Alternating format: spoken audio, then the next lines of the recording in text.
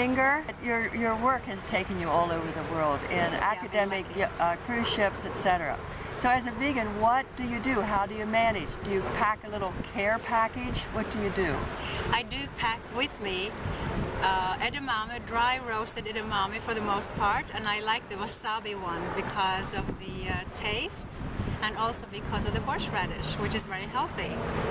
And I also pack a large bag of soy nuts because I can always add that on to vegetables or salads or anything, and I can even pop them as a snack. Are they roasted or? They are usually roasted, yes. Yeah. And they taste very good. They're unsalted. I like the unsalted kind. If I want a little variation, I put some pepper on it. But that's what I bring from home. You can always bring nuts, of course, and raisins also on the planes. It's allowed. But I just like just the soy nuts and the edamame. And you can buy nuts anyplace else? I can buy nuts anywhere. I always go to, when I go to the hotels or anywhere, I always ask where is the health food store #1, if there is one, and also where the green markets are. So I step up on little odds and ends like fruits and nuts and raisins and things like that. And then what do you do on the ships, like with the chefs? First of all, I call ahead or email ahead and say I will come on board and I need to please have some soy milk and some tofu on board, and peanut butter if it's possible, because that you cannot travel with. And they usually accommodate because they are eager to please whoever comes on board, even if I'm working, so they still are. So that I always do. And when I get there, I always talk to the chef. A little bit hard to get the hold of them sometimes because it's their domain and they don't want you anywhere near the kitchen, but I usually talk to the chef at one point.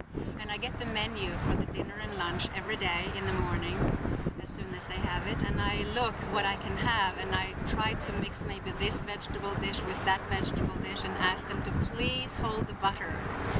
Because unfortunately, very often they cook in olive oil or even steam, and then they add a butter at the end because they say it's for taste.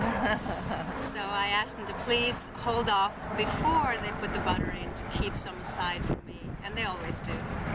So I trust that they do that. I've never been sick from it, so I trust that they do that. Oh, that's fabulous. And then when you're traveling, you must go to restaurants because you have to take the groups sometimes, don't you?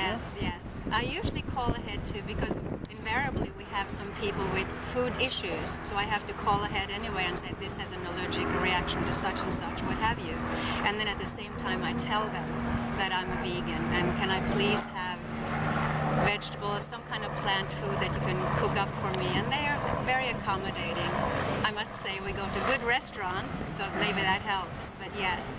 What I also do when I get to a new country, if I sometimes go to a hotel first, I will ask the receptionist or the concierge to please write down a sentence for me saying that I eat only plant-based food, no meat, no fish, no cheese, no dairy, no eggs, nothing like that. And I also have a fun little thing that I travel with that I made. It's not very artistically pretty, but it's very useful. Oh, that's fabulous. Oh, it's wonderful.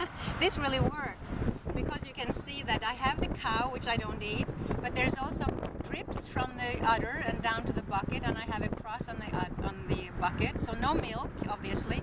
And the same thing with the chicken. I have the eggs and also a cross both on the chicken and the eggs. So, and since I very often am in Greece and Turkey, I also have one of these. Even though it is kind of fishy, but still, I just want to make sure that they will not give me calamari.